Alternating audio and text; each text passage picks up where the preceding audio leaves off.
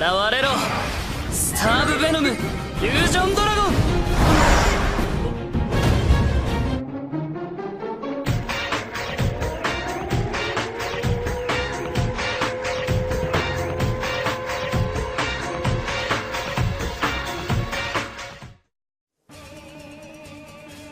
Good morning, YouTube, and this is IIR, and today I'm going to show you my Yuri character deck, or at least actually a hybrid. There's not really the full list we have out yet for it, because cards have not been printed yet all the way here in the TCG. So we're just going to go right into it and explain, some of the things we can do with what we have, and some of the stuff I put in myself. So let's go. So immediately, first off, you see your Predaplant Spinodonea. Some of these are actually a little bit hard to pronounce, so I'm going to just go along here. But you got your Predaplant Spinodonea. He's relatively decent in the realm of where, if he battles at all, you can bring out any Predaplant monster. And you can bring him out via Predaponics or Predapruning, so those is pretty good. Then you've got your one of your big starters in the deck is your Predaplant Climeo Sundu, and he is pretty much your polymerization of the deck as a monster, so Imperial Order does nothing against this. Does the Fusion Summon, and even better is if your opponent has monsters with Predaplant counters on it, you just use their monsters as materials, depending on how appropriate it is with your Fusion monster you're bringing out. Then I got 2 Predaplant Flytrap. I feel like the significance in this card will be a lot better in the future. As of right now, there's still a lot of rank monsters and even new link monsters that are coming out that will leave these less viable or on the edge of that realm, but you do definitely have a lot of working around with this in ways of synchro and XYZ plays, because it does eat the level of a monster, and it does hurt your opponent in the way of you can make your opponent's monsters level 1 by putting a Predaplant counter on it. Even better so is Predaplant Squidrocera, and Squidrocera has the amazing ability of when it leaves the field while it's face up, it places Predaplant counters on all special summon monsters your opponent controls. So when they're doing their plays to bring out their XYZ or Synchro monsters, it's going to be a lot more difficult or easy depending on the situation that you're putting them in.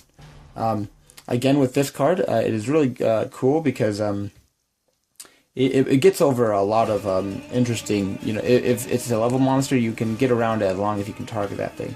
Or on the other behalf, it's just really good. It has the Construct's effect that destroys monsters during the damage step, and all that requires it is the monster has to be a level lower than it.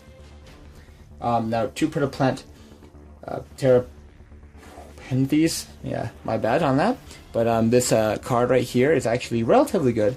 Nowadays, there's a lot of lower attack monsters, and dealing with stuff like this, your opponent sometimes has a relatively hard time getting around if there are certain variables that come into play. But with this card in particular, it deals with a new trap card that we got in the set previous from this, and I'll explain that later. Some more monsters, and we got Predaplant Dreosilphilium Hydra. This is amazing.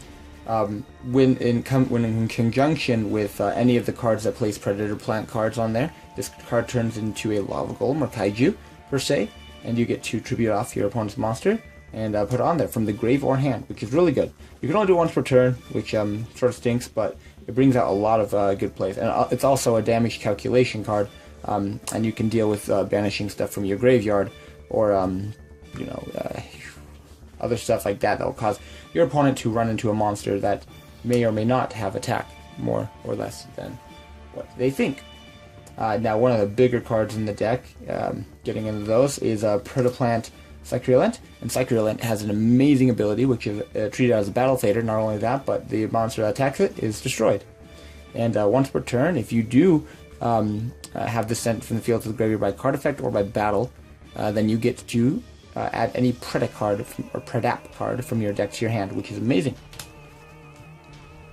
Now going into this familiar card you may see in a lot of deck lists, it's Predaplant, Orphis Scorpio. Yeah, I couldn't read that, there's a big glare. But Yeah, so Predaplant Orphis Scorpio is definitely one of the better cards in the deck. My deck specifically doesn't designate around a rank 3 engine, but it doesn't stop any of you guys from fulfilling that. You run the standard 3 of, and then your Predaplant Darling Cobra. And for those of you who do not know the really good combo you go along with this is you normal or special summon out this guy, enabling you to discard a monster that you do not need in the hand, and you'll bring out your Darling Cobra or any Predaplant monster. I sometimes just go into this guy right here, calling it a Sundew, but you can also add any polymerization or fusion card from your deck to your hand when this is summoned via the effect of a Predaplant monster, but only once per duel. And usually you get polymerization or fusion substitute to immediately go into our awesome Starving Venom Fusion Dragon. Again, with this deck revolving around a lot of dark monsters, the final playset of monster you're going to need is triple Battle Fader. Battle Fader is actually a really key piece in at least my version of the deck because it has a lot of viability in being able to use it as a fusion material, as well as causing your opponent to just fight that much harder to try to prevent stuff like Battle Fader and other stuff like that.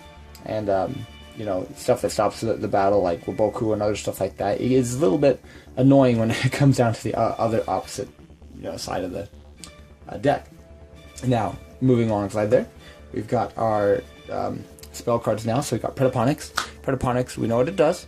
I guess for a brief explanation, it special summons level 4 or lower Predaplant monster from your hand or graveyard once per turn, at the cost of 800 life points per standby phase. So you don't have to do it immediately, but next standby phase you'll have to pay, so it lets you do that, but their effects are negated.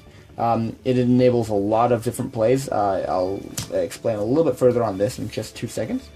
Predapruning, this is like this, but in the way of its like Premature Burial, so it has to stay on field, equipped to that monster. It has to be a Predaplant monster, but it could be anything. So you get out your Predaplant Chimera Falacia. Chimera Falacia has its effects still there and everything else. Same thing with any other Predaplant monster you bring out. Now you've got my interesting cool tech that I have here is Flash Fusion. Flash Fusion is a definite good go in this deck, at least for being able to wipe your opponent's board. Let's say you do a standard play of getting this out, and you normal summon a Predaplant monster that you don't really have much to work with on certain ends, but then it balances out in the way if we can. So you just normal summon one, and then use Predaponics to special summon the other, and then I'll just do those two for example. During your opponent's turn, you will flip up Flash Fusion to dodge certain effects or abilities that do target your monsters already on the field, and then during the end phase, Flash Fusion will automatically force destruct your Starving Venom Fusion Dragon or anything that you make from there. But even better with Starving Venom Fusion Dragon is we all know it's a graveyard effect, which if it's destroyed after being fusion summoned, it wipes your opponent's boards of special summon monsters. So that's another cool thing we got there. So there's Flash Fusion. And then we have our standard polymerization, and then one fusion substitute. This also does count as polymerization, but it works really well in conjunction with this deck because we do have that clause on Starving Venom where it states that we can only use face-up monsters on our field that we control. So there's those for you. And then final piece of our spells is Lure of Darkness. Lure of Darkness is going to work really well and make everything work out in the end. You'll find out why in just 2 seconds, but Allure of Darkness, gets you into more cards, obviously, and it's one of the better draw power cards, with only the small cost of being able to banish your dark monster, if you're willing. So we got 3 of those. And now for the traps, we've got our Escape from the Dark Dimension. So this card is amazing when it comes down to a lot of different things because you can tag out a lot of certain things per se or bring in. So oftentimes you see a lot of your monsters get banished that are dark. This whole deck is dark, so either good or bad depending on who's using it. And then you can bring them back. Let's say you have your Flash Fusion set.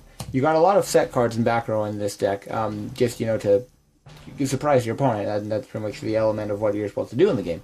So here you got your set Flash Fusion, and you have your Starving Venom Fusion Dragon now in your bank zone, and you have a random Predaplant monster, and your opponent does something, and you want to chain with Escape of Dark Dimension, bring out him, and then you'll go into Flash Fusion to have these dodge that effect.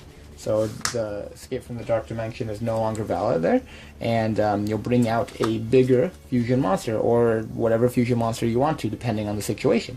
So there is that for you. And even better is Flash Fusion will destroy Greedy Venom. Greedy Venom's effect will go off, destroying every monster on the field, and you bring it back, and you'd have a 3300 beater on the board. So there is all that for you. Well, not all of it, but there's the traps section that I wanted to say. That was pretty much one of the premises of the deck.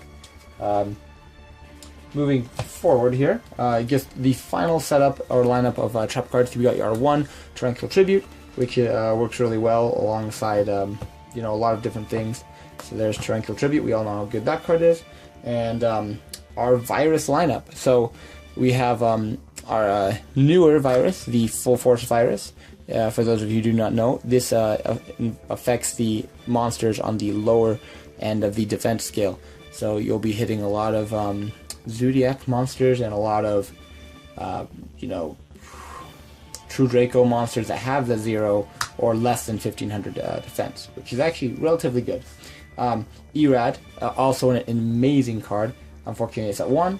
But we work around with that because oftentimes we get out our big fusion monsters, which benefit off of being sent to the graveyard. And we'll talk to that in just 2 seconds. So, Crush Card Virus, we all know how amazing that card is. Even though with the Smurf, or the Nerf, or whatever it's called, the errata, it does sort of stink in a lot of ways, but, it's very situational when it comes down to being able to hurt your opponent in hand-wise. Now, Deck Devastation Virus, same thing. They're all, you choose or pick your poison on this end. I actually have 42 cards in this deck right now, but just showcasing these extra 2 viruses. I usually do like 2 and 3 or one or the other, and mix and match depending on your side deck or sideboard. Just as a brief overview of us, the side deck, gets all these extra stuff, fusion recovery if necessary. Instant fusion actually enables a lot of different things.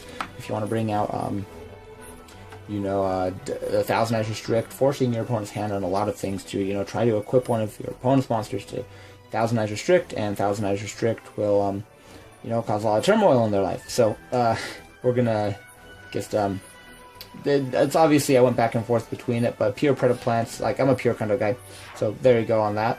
Infernal Reckless Summon is actually really good because it brings out your opponent's monsters unwillingly. So if you do not want to bring out certain things, well, they have to if you bring out certain things. You have a lot of ways to special summon.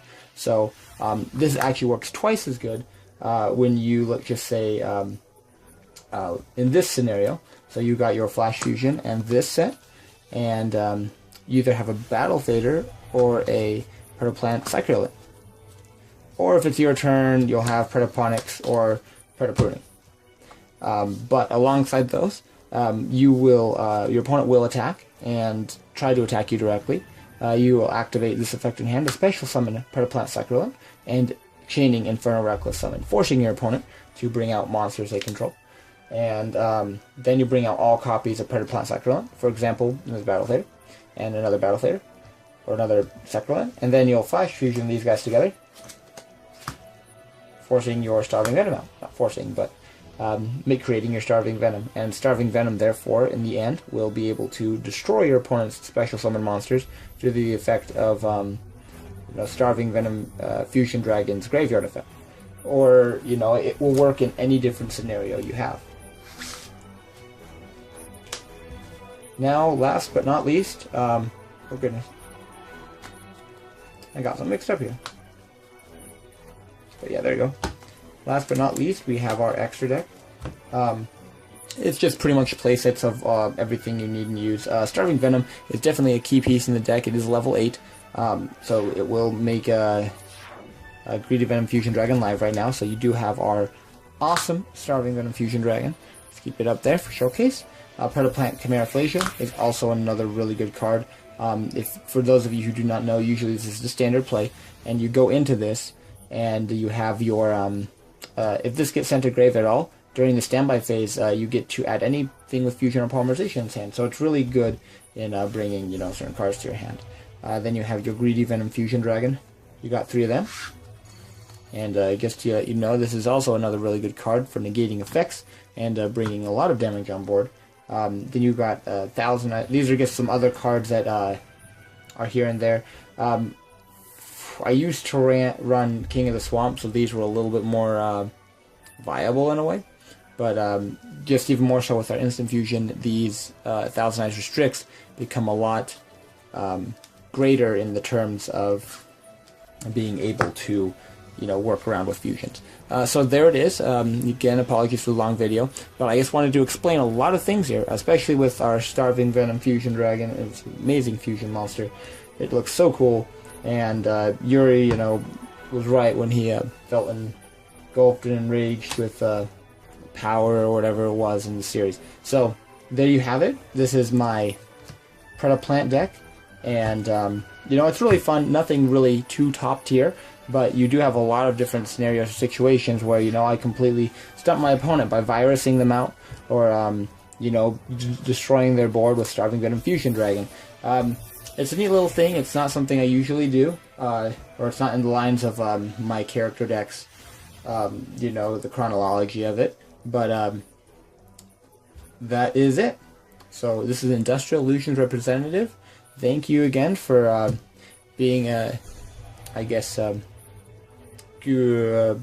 attentive with my content, and I will sure to bring a lot more content forward in the future. So thank you. Have a wonderful day.